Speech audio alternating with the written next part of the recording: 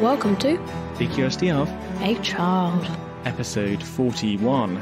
Been a while since we've done our last episode, hasn't it? It is, yeah. Which we've been away to London. Which was really good. Went to all the big museums, didn't we? That was really fun. It was only a couple of days, but my feet ached after all the walking around. Yeah, you did really well. Forget how big it is when you leave this little island and go somewhere else. But unfortunately, when we came back, we had something, didn't we? COVID. Yeah, which we've managed to avoid up until now. But yeah, we had COVID, so that's why we're late. Well, it's International Talk Like a Pirate Day. Arr. Very good impression.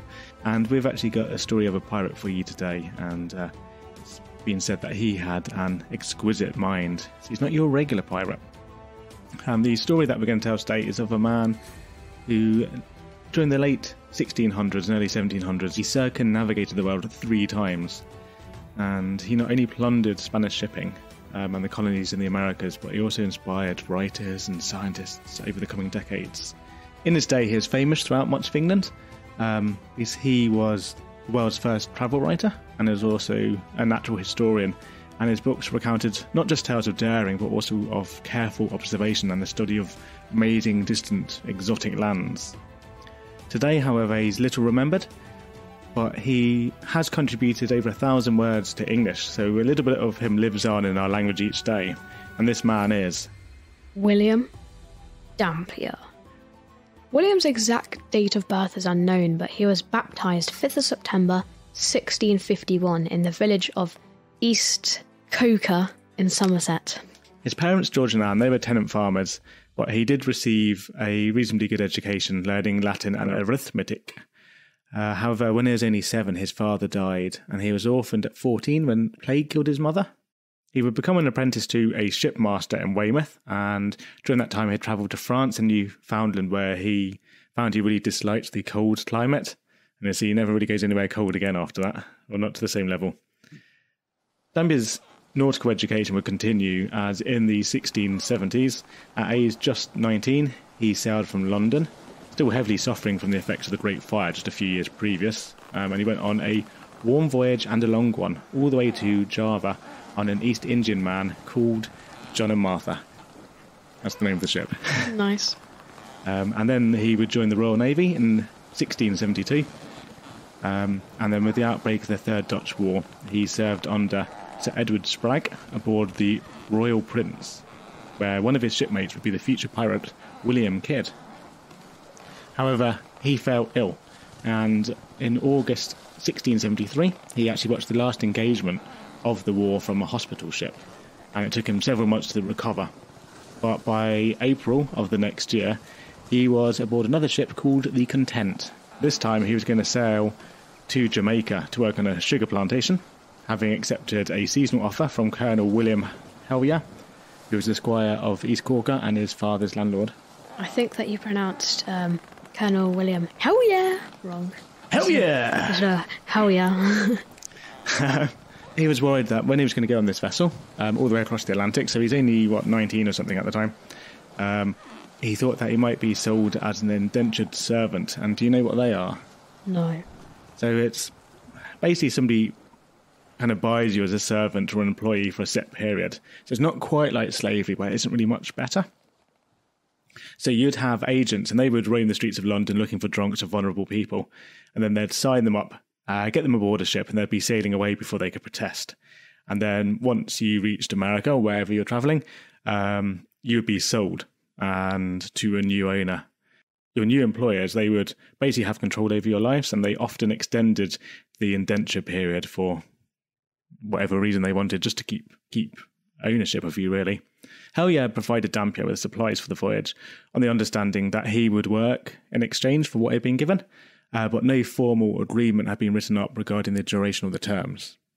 So Dampier was a little bit suspicious about what's going on, and Hellyer's agents actually tried to get him to sign an indenture, and they complained that William Dampier had been very extravagant after he demanded he be provided with paper, ink, quills, soup, soap, nutmeg, and sugar for the sea voyage. And Dampier started protesting at this, but other passengers joined in, probably fearing the same fates, that they can be indentured as well. One of them was a doctor, and he was travelling with a young boy. But it was discovered that this young boy was actually a woman and his mistress. And now all this commotion aboard the ship, which they're sailing down the Thames at the moment, it attracted the attention of customs officials. And Hellier's agents, they gave up on their attempts to do what they're trying to do. And one of them, he was called Rex Rock, which is a great name. Is that as good as Hellier, though? Is this going to be a name rating podcast? And he actually drew up a fake marriage certificate for the doctor, and he aged it by rubbing it on a shoe. Anyway, with that drama over, the Content reached Jamaica by the end of June. Now, the capital of Jamaica is called Port Royal, and it was known as a haven for pirates and ill behaviour. One cleric was so disgusted by what he saw, he left on the same ship as he had arrived, saying, "The town is the Sodom of the New World. The majority of its population, pirates, cutthroats, whores, and some of the vilest persons in the whole of the world." I just think he gave it a chance, really. I mean, if you got to know the people there.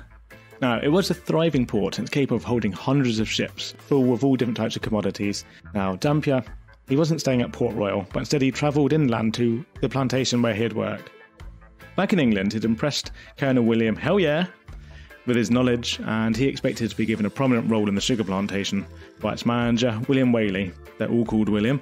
Now, Whaley, he had different ideas, fearing that Dampier had actually been sent as a spy to report on him, and he suggested that maybe he should learn the trade of boiling sugar. Sounds fun. Mm-hmm. But to do that, he would have to indenture himself to Whaley for a year. Now, Dampier refused, but after a couple of months, he was released with 6 weeks' wages because they just did not get on. But Dampier, he found it impossible for work to come by, as Whaley told the other plantation owners that he was too lofty to be useful, and he was a self-conceited young man that understands little or nothing. There may be shades of truth here. Not that he knows nothing, quite the opposite in fact, but rather that he thought maybe a little bit too highly of his knowledge. So Dampier, not being able to find work, would next join a vessel sailing under a captain, Hudsel, for the Bay of Campeche to collect logwood. Do you know what logwood is? Obviously, it's Homomatazillum campaccianum. So for those non-Latin speakers, it's actually a tree that's native to southern Mexico, and it's a really important source for dyes, and it's nicknamed bloodwood because when you cut it, it bleeds red sap like blood, and it's actually used to make purple dyes. So do you remember back in episode 21 where we spoke about different dyes? Purple was a really expensive colour, wasn't it? Because you only got it from crushing up sea snails. Yeah, something like that. 1 tonne of logwood would fetch about £110 in London in the 1670s, and today that's nearly £15,000. Whoa. After trading with the logwooders, Hudsel began the return trip to Jamaica, but they were pursued by 2 Spanish ships. And the Spanish weren't exactly happy with the British and the other nations getting in on the logwood trade. After all, the Pope had given them all these lands as their own in the treaties of Tordesillas, where, remember, they divided up the world between Spain and Portugal. Mm-hmm. Luckily, a change in wind directions allowed Dampier and co to escape. But he wasn't particularly impressed with Captain Hudsel, and with good reason, because they were actually running low on food and water, and they just had 2 barrels of rotting beef left, so it didn't last very long in the heat. And he wrote that they'd make a stew which did not stink, yet it was very unsavoury and black, without the least sign of fat in it. So not particularly great food aboard. Now, despite the troubles, Dampier did find time to study the local wildlife as they drifted between the various small islands, and he wrote, "The man of war, as it was called by the English, is about the bigness of a kite, and its shape like it, but black, and the neck is red. It lives on fish, yet never lights on the water, but soars aloft like a kite, and when it sees its prey, it flies down, head foremost, to the water's edge. Very swiftly takes its prey out of the sea with its bill, and immediately mounts again as swiftly, never touching the water with its bill." And he also described how the man-of-war birds, which today we call frigate birds, terrorised boobies. And I mean birds, okay? "I have seen a man-of-war fly directly at a booby, and give it one blow which has caused it to cast up a large fish, and the man-of-war flying directly down after it has taken the fish in the air before it reached the water." And they did make it back to Jamaica, where they sold their cargo, but Dampier was soon on his next adventure. this time to join the logwooders as one of their own, as he saw it as a good way to make money. And he purchased the required equipment and was soon back in the Terminus Lagoon. In February 1676, the camp consisted of about 270 men, including Henry Avery, who would go on to be one of the most successful pirates ever. So I think you know that, don't you? I've even heard of that name, yeah. Yeah. Now, logwooding, it sounds like really hard work because they spend a lot of their day standing in water. There's a quote from Dampier's book here. Some felled trees, others saw and cut them into convenient logs, and one chips off the sap. When the tree is so thick that, after being logged, it remains too great a burden for one man, we blow it up with gunpowder. And there's little else to do there, so there's no towns, and they were alone, except for the alligators and occasional attacks from the Spanish. Now, each Saturday they go out and hunt wild cattle and pigs, and Dampier wrote, "The cattle in this country are large and fat in February, March and April. At other times of the year they are fleshy, not fat, yet sweet enough. When they have killed a beef, they cut it into 4 quarters, and taking out all the bones, each man makes a hole in the middle of his quarter, just big enough for his head to go through, then puts it on like a frock, and trudgeth home. And if he chances to tire, he cuts them off and flings it away." So they are wearing a meat dress. I mean, it got there before Lady Gaga. And it sounds like they could have a really good barbecue with this. And in fact, the logwooders did have barbecues, but the word at the time just meant like a raised wooden frame or platform on which they'd sleep. Dampier introduced a lot of words to English, including avocado, breadfruit, cashew, catamaran, chopsticks, posse, settlement, sapper, swampy, thundercloud, snug, tortilla, and 1,000 more. Yeah, amazing. I need to make a rap just with those words. You do. Especially as there's tortilla in there. Is that a rap? When Dampier was there, he'd find time to explore, and he'd describe porcupines, turtles, lizards, sloths, and monkeys that scattered their urine and dung about him. Nice. They were howler monkeys, I think, and they would like chuckle their stuff at him. Yeah. For some reason I thought he said donkeys, and then I was thinking, wait, there's a monkey that throws poo as well. But he did actually say monkeys. I hope I did. He said about armadillos that they tasted very sweet, much like land turtle. He also wrote about lines of marching ants that took hours to pass, and giant spiders whose fangs the men would use as toothpicks. In a more gruesome episode, he described a time when he had this big boil on his leg and it became really painful. And after several days, he squeezed it, and 2 small white worms spurted out that had the bigness of his quill. And they also had 3 rows of black short hairs. So even then, he was describing in so much detail what's going on. I'm just imagining him like screaming. It's like, it really hurts, but he's just telling someone to write this whilst he's screaming. He's like, they have 3 hairs. Yeah, I reckon he's squeezing one hand and jotting it down with the other. And he's got some of the juice smeared on his paper now as well. Yeah, keep all the evidence. Yep. So it must have seemed like a really, like a different world to his readers back home in England. But all this hard work was to be for nothing, as in June a hurricane struck and destroyed the camp. And Dampier's description would be the first accurate account, complete with the tide retreating before the surge. And he'd also be the first person to recognise that hurricanes and typhoons are actually the same phenomenon. In the weeks after the storm, the logwooders took refuge on Beef Island. So I reckon that's where the wild cattle lived. Mm-hmm. And they were near a population of local Indians. And he wrote of them that they are a very harmless sort of person, kind to any strangers, even to the Spaniards, by whom they are so much kept under that they are worse than slaves. This makes them very melancholy and thoughtful. Sometimes when they are imposed on by the Spanish, beyond their ability to bear, they will march off whole towns, men, women and children. He noted how they only killed the older wild cattle and not the young, by which means they always preserve their stock entire, compared to the folly of the English and the French who kill them without distinction. Sadly, with no money and all his belongings washed away, his options were limited. So Dampier ended up joining a band of buccaneers. So do you know what buccaneers are? Like a type of pirate or something? Yeah, that's right. Yeah, they're basically pirates. I think it referred to something else originally. And they certainly seemed like interesting company. Here's a note taken from one of the books I used for research called A Pirate of Exquisite Mind. Their garments were encrusted with blood from all the skinning and butchering and stained with marrow, which they called their brandy. and they sucked from the bones as they worked. They coated their exposed skin with lard as protection against the innumerable insects that bit and sucked the blood from bare flesh. So it's a real ragtag bunch of like hard and toughened men. Mm-hmm. I think the scariest thing that I took from that is that you said they have bare flesh. Bears, like grizzly bears. Oh, blimey, yeah. Yeah. Yeah, so they're hairy. It's terrifying. After spending about a year with the Buccaneers and taking part in some minor raids on the Spanish, then a brief stint back with the logwooders, Dampier returned to Jamaica and then to England in August 1678. And guess what he did next? I'm not sure. He got married to a woman called Judith, who was a lady-in-waiting for the Duchess of Grafton. And guess what he did next? Got divorced? Right? Oh. By spring of 1679, he left Judith for a short trading trip to Jamaica. But how short? Round the world short. 12 years short. He had, however, purchased a small estate in Dorset.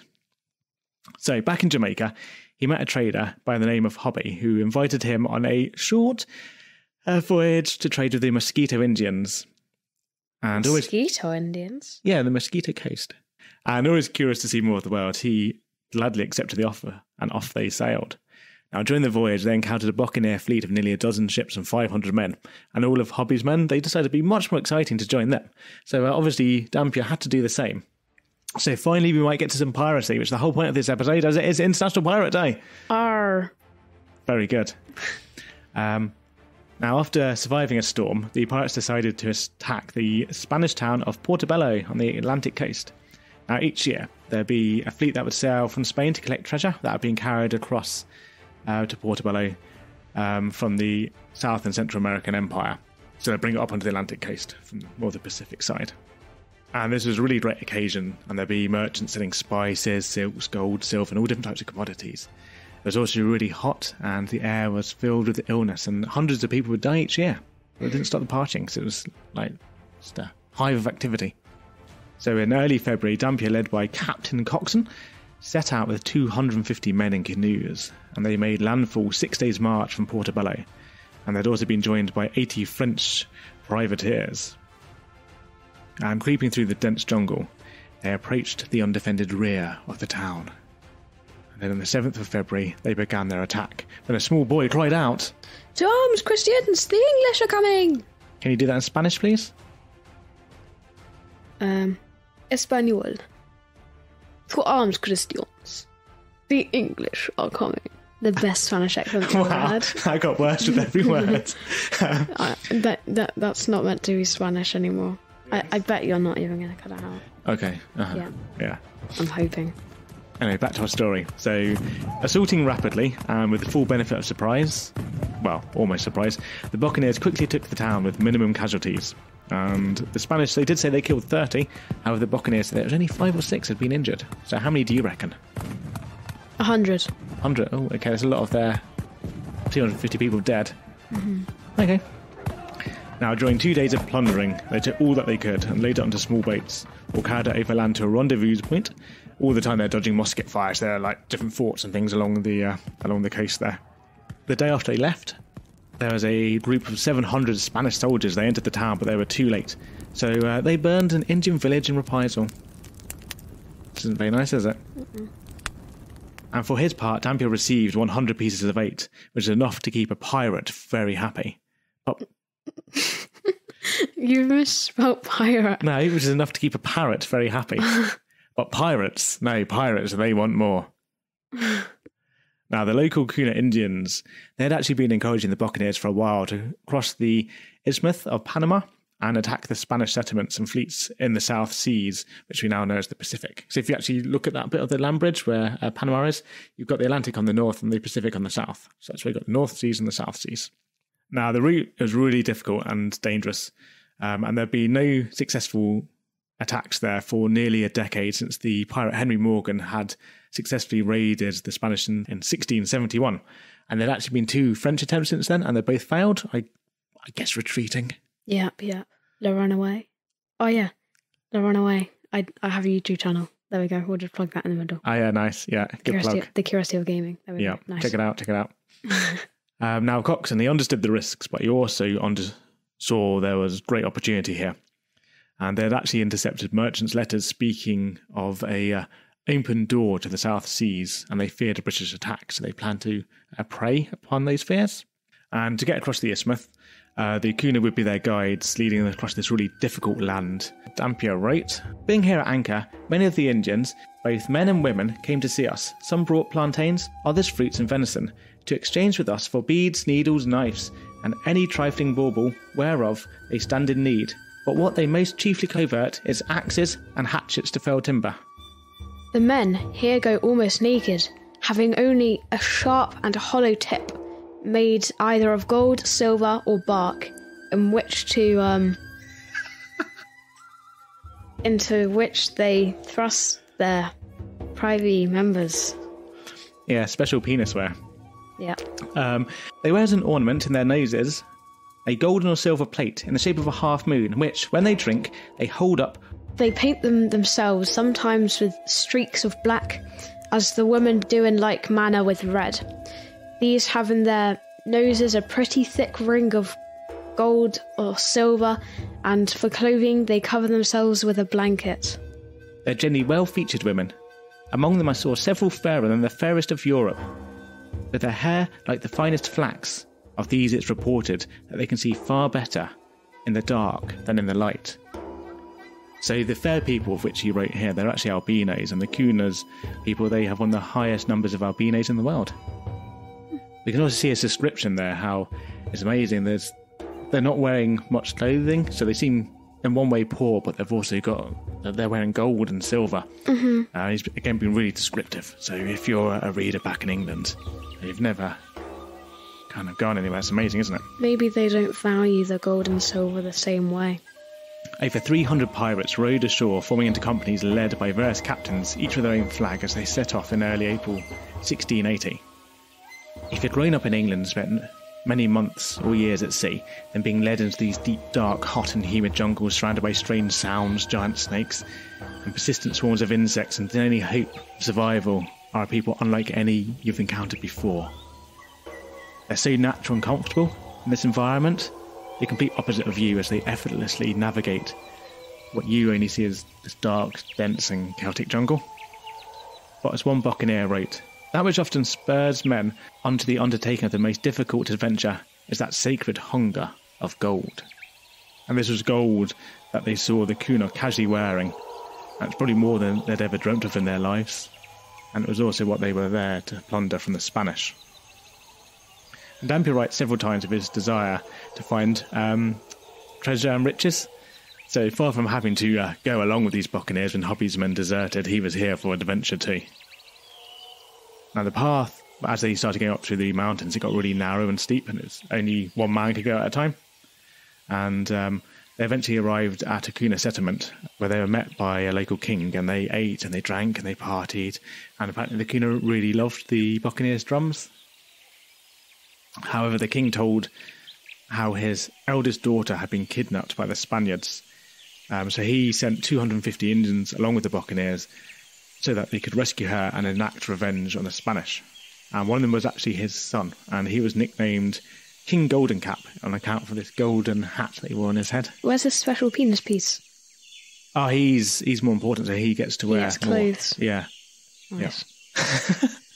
Yeah. As they travelled deeper across the country, they would sometimes cross rivers up to 50 times a day, all the while trying to keep their provisions and guns dry and their gunpowder and everything.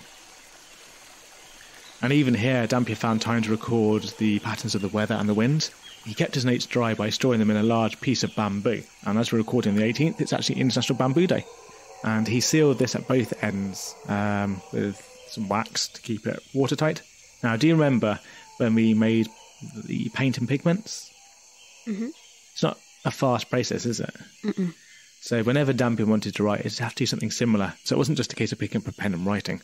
One of the observations he made when he was crossing the isthmus was to disprove a common and what's really odd to us theory of the day, and that's that the water of the seas actually flowed beneath the land of Central America. So they flowed from the Atlantic to the Pacific.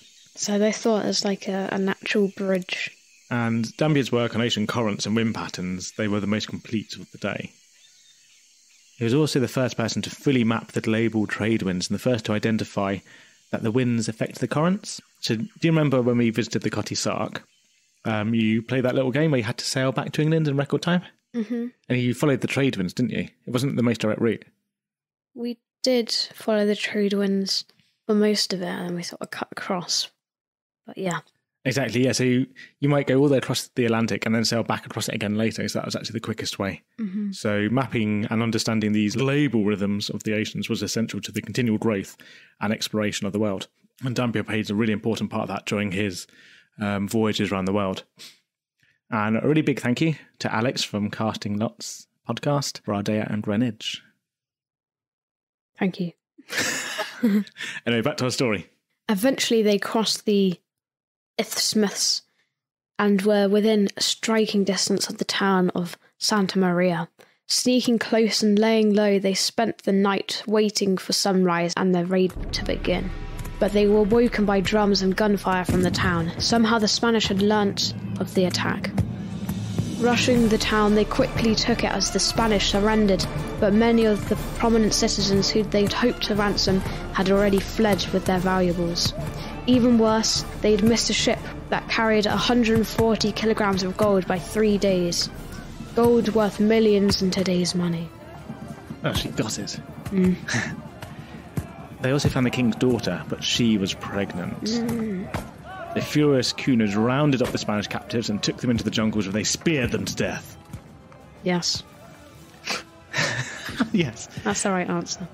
Now, frustrated at their limited successes, but also nervous about being so vulnerable on the coast, they decided on their next move. It would be to attack Panama. That city being the receptacle of all plate, jewels and gold that is dug out of the mountains of Potsi and Peru. Now, there is a story here of how a group of the buccaneers, they got separated from the main party and they came across some shipwrecked Spaniards, and both hungry and desperate, they actually ate together. Should have spared them to death. Well, that's what the Indians wanted to do. Because when they inquired who they were, the buccaneers said, "We told them they were wankers." Beep! Which is the name they commonly give to the Spaniards in their own language. I'm not sure that's the root of the word originally. So the Indians wanted to kill them, but when Ringrose, who is one of Dampier's friends and also wrote about his adventures, he managed to save the Spanish. However, one was kept as a slave by the Indians. And this is just as well, but it's not long afterwards, the small party came across a larger group of Spanish, and they would have surely killed Ringrose and co. in revenge for the attack on Santa Maria. But the Spanish slave, who they kept with them, told how merciful Ringrose had been, and they were spared, and they soon caught up with the main party. So good job they didn't spare them. Oh, okay. 23rd of April, and Panama is in sight. Now, the city's still under construction after it being sacked by Captain Morgan in 1671, but still no easy target. The buccaneers, they didn't have any large ships under their command, and they saw out to shore there were 5 large Spanish vessels, and then another 3 ships, barks, they were sailing their way. So battle commenced, and it would last 3 hours. The smaller, more nimble pirate ships, which they were rowing, they were able to avoid the Spanish attacks, and striking at Admiral Barnahunner's ship that actually managed to jam its rudder. Then they killed him and the pilot and slaughtered 2/3 of the crew taking the ship. Then another... Spears. They stabbed them with spears. Oh, this is the buccaneers as well, they're muskets. Oh, they stabbed them with muskets. On another, the Peralta, 2 powder magazines exploded, killing many of the crew, and then the 3rd ship fled the scene.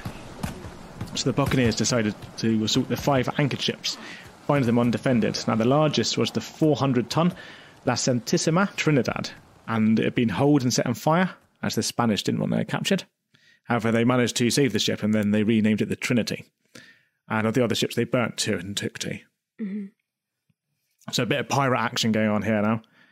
And despite their success, Captain Coxon, he had been accused of being a coward. And another captain, Captain Sharp, wrote, "This night Captain Coxon came aboard my vessel to see if he could work upon me. I would by no means condescend to any action so dirty and inhumane as to leave poor English souls to the mercy of a bloodthirsty people. So he departed this night and carried away with him the best of our doctors and medicines. So he basically left with the doctors, Captain Coxon. And he left 20 of his injured buccaneers behind for these guys to look after.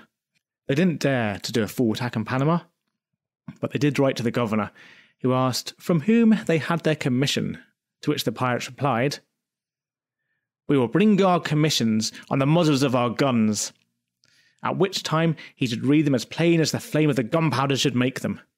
So, threatening talk. Mm-hmm. It didn't work, though, so the pirates departed. And they spent the next few months sailing up and down the coast in a series of mostly unsuccessful raids. And one thing I like, though, is that Dampier will quite often mention them drinking chocolate before battle. And it's so odd with how we see hot chocolate today, something nice and cosy and relaxing. But here's these really tough men about to... Just chugging the chocolate like all energy drink for the battle. Yes. It's good for scurvy, apparently.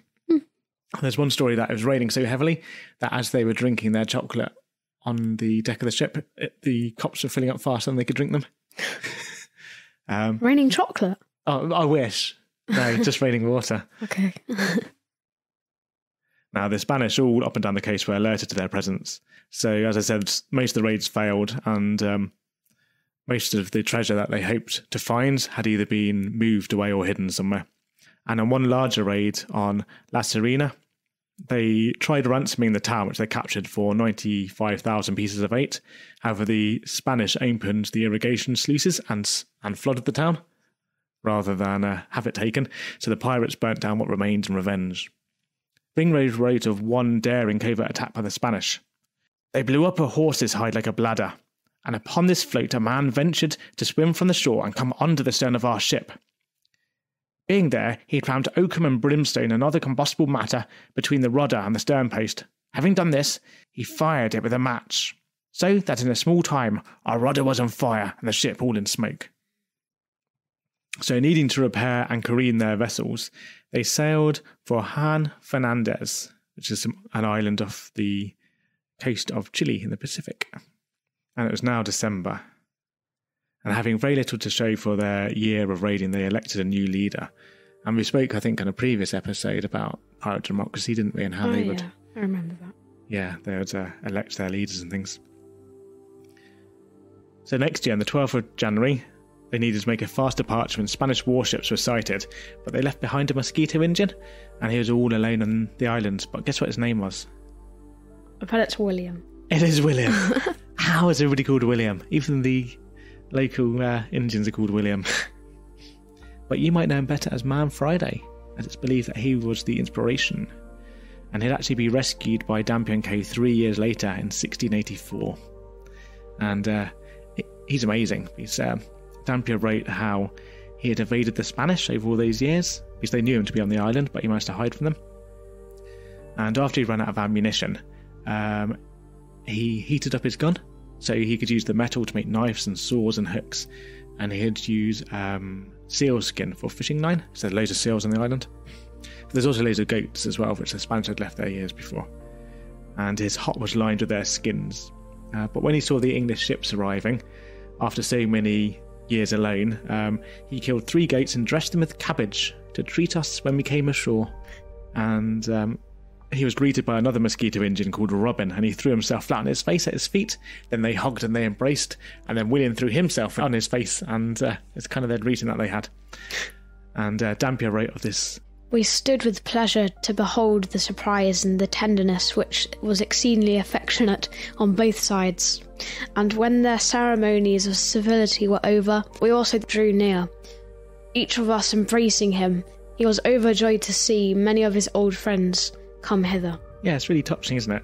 And it also shows how close they must have come, like the Buccaneers and like the local peoples. It didn't seem like there's much judgment there. Back to 1681.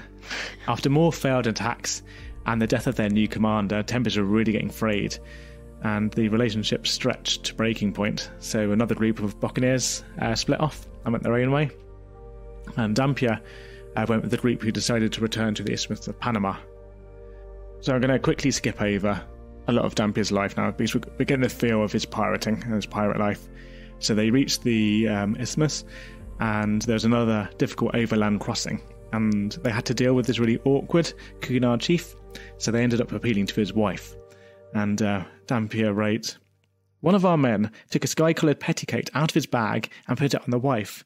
He was so much pleased with the present that she immediately began to chatter to her husband and soon brought him to better humour."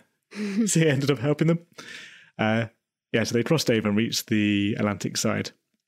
Now, Dampier here had spent some time in Virginia in 1682 and 3. He had then joined a Captain John Cook on the Revenge, and then they had sailed to Africa, where he'd see flamingos on the Cape Verde Islands, of which he wrote a really rich description that spanned several pages, and he noted that their tongues were fit for a prince's table. They're so delicious.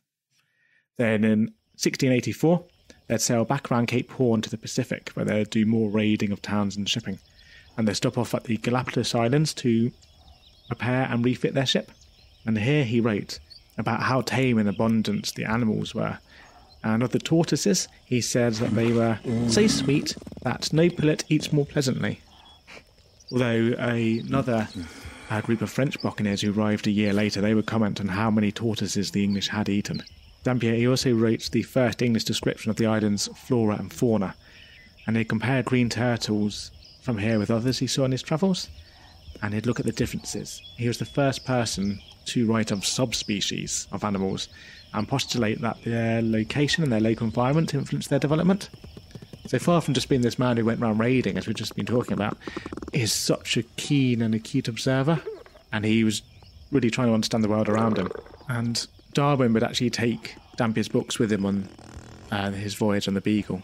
But the pirates, they next planned to capture the Spanish Manila galleon. Now, this was a really important ship that would carry precious cargoes of silk and spices and gold and silver and more between the Philippines and the Americas. So it crossed right across the Pacific. So a big journey in those days. However, they'd fail in their attempt at doing this.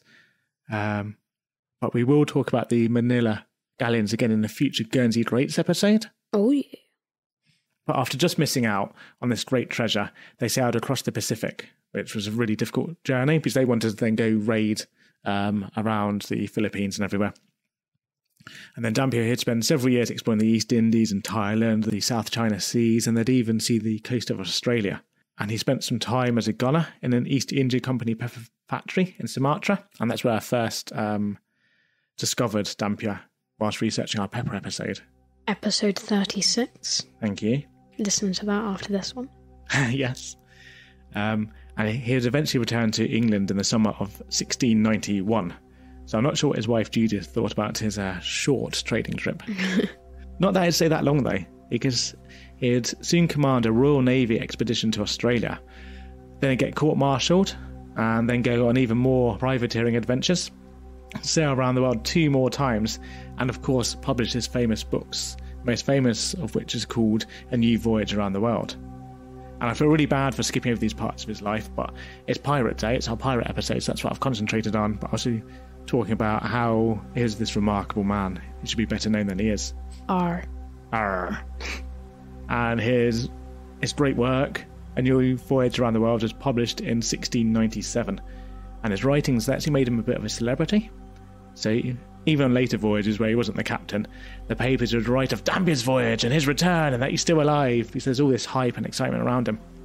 And his books, they brought the wonders of a strange and exotic world to the masses. So this is a time when voyages of piracy were starting to be replaced by ones of science. So Dampier, he straddled this change, and his rich and colourful writings would really inspire and excite the imaginations. And he gave the clearest and most vivid picture of the wider world. But it wasn't just adventure, it was incredibly detailed studies and innovative thinking and learning and observing and understanding the world, which I hope we've managed to touch on. And then during all this time he kept his notes and his inks and his writings safe and dry and unspoilt in his bamboo tube, going on adventures that we can't even dream of today. He also wrote about many of the people who he met, and to the modern ear some of his descriptions might feel a little bit dated, but underneath there seems to be a true respect and fascination there. He wasn't particularly impressed with the Australian Aboriginals, but I think that was more due to a language barrier and that it was like such an alien world, these people meeting for the first time. He also seemed to despise how colonial rule degraded local people and took away some of their freedoms. So he saw real virtue in how they lived their lives and respected nature and the kind of the simplicity of their life. And some of this might have come down to his experiences with the Royal Navy and also among the pirates, with the former being very strict and quick to punish, and the latter more reasoned and democratic in the running of their ships. So you might see that reflected in the different cultures and societies which he saw. Now, Dampier, he would inspire Darwin, Daniel Defoe, Jonathan Swift. Alexander von Humboldt used his writing when he was making his encyclopedia 200 years later. He was even invited to talk at the Royal Society. And his writings were the best meteorological observations of their day, and the accuracy led them to being used for a long time afterwards. I mean, they were praised by Captain Cook, the famous one, and even Lord Nelson. Writing in the 1800s, Admiral James Burnley said, "It is not easy to name another voyager or traveller who has given more useful information to the world, to whom the merchant and the mariner are so indebted, or who has communicated his information in a more unembarrassed way and intelligible manner." Yes, it's high praise, isn't it? Mm-hmm. But at times, it seems he could also be an awkward man. He wasn't a natural leader, and he struggled when he was in charge of the rowboat for the Royal Navy. And he often wrote disparagingly of the mistakes made by others who should have taken and followed his advice. And he also abandoned his wife for years. And he also very rarely wrote about his personal feelings. He was, like all people, flawed. Even me and you, Anton. Flawed? Yeah. Me? No. And it's maybe his record with the Royal Navy and his legacy as a pirate that caused him over time to be forgotten and not celebrated for all of his achievements. So I think it's too easy to see things in black and white and then take the bad instances and use those to judge his character, rather than also to look at all the amazing achievements that he had. So yes, Dampier dreamt of gold and he partook in brutal pirate raids, but there was also no other way that he could sate his appetite for the curiosity of the world. I think that he gave the world more than he ever took from it. He died in March 1751, aged 63 in debt. His place of burial is unknown. I think that's really sad. Mm-hmm. And it's an unmarked grave. Does that mean? I think it's it might be unmarked. Yeah. So I don't know where he is. For somebody who think of who he inspired and how celebrated those people were, but because he came from a rougher background, maybe, and he did do some terrible things in his time, he wasn't really remembered in the same way. I hope through this episode people will go on and read more about him. There's some excellent biographies of him, which we'll have in the show notes. We should change the word and how people view him with our tens of listeners now. Yes, we have changed the world. So what do you think of him then? I quite like him. I have no idea how people don't know about him so much. Oh, they should know a lot more about him. I think so. It's very important. And I want to look at all the words that he introduced. Yeah. Because I haven't seen all of them yet. And like I said, I might make a rap. Maybe. Well, I think he's a really interesting character. It's sad he's not better known. And when I was reading the book and his biographies and saw that he was, don't know where he's buried, I found that really sad. But he was, in a way, a bit of a wanderer throughout his life, maybe. But amazing kind of curious man who thought so, very intelligent, despite all his pirate days as well. So I'd love to touch more on his life in the future, because I feel a little bit bad racing through those later years of his life. Maybe another episode. Anyway, that is William Dampier. Very interesting man. But if you liked that, and you like our podcast, you can leave us a review. Yes, we shouldn't be forgotten like he is. No. Yeah, so please review us. We shouldn't be buried in an unmarked grave. We should be the hosts of the Curiosity of a Child. You're going to have that engraved upon your tombstone. Yes. Nice. Yeah, so please review us on Apple Podcasts or Podchaser or wherever you are listening to this, please. Also, speaking podcasts, please check out Casting Lots, which is a cannibalism podcast, which we were interviewed by where we got to recreate a little bit of cannibalism with them. So check that out. It should be out next month. Exciting. Yes. And where can you find us? Everywhere. Twitter. CurieCharPod. Instagram. CurieCharPod. Facebook. CurieCharPod. We got a YouTube channel, I guess. On YouTube, your YouTube channel is the big one. Yeah. At time of recording, 257 subscribers. That's impressive. And you last made a German World War II Tiger I tank in Minecraft, didn't you? Complete with history and facts, which people love. I know. I am amazing. You know when you said I was flawed earlier, I still don't believe it. Oh, you're flawed, believe me. Oh, wow. Well, you got some of my genes, so you must be. Because I'm a very flawed individual.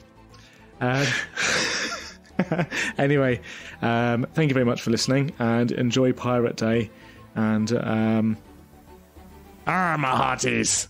Shiver my timbers. You landlubbers. Oh, I got 2 facts there. Shiver my timbers means like splintering boat or something. My boat's splintering. And that we only do that accent because an actor in a film, he just had an accent like that. I think he had like a farm. He did, yeah. Sort of accent, and pirates didn't really sound like that, probably. Actually, that splintering of boats, that reminds me when I was reading the book. It's the best descriptions I've had of people travelling around the world in like the 1600s, and when they went up to careen their ships, that they would talk of how they could basically put their fists sometimes through the hull of the ship because they'd been so eaten away by worms. And I was just picturing this horrible kind of sponge with all these worms and stuff, and it's disgusting. Oh my, you've scarred our listeners. Yeah, sorry about that. Yeah, so check out the show notes where you can find links to all the research here, and please go read more about William Dampier. And thank you and goodbye, and we love you. We always love you. We do, we love our listeners. A few of us. Oh my god. Arr.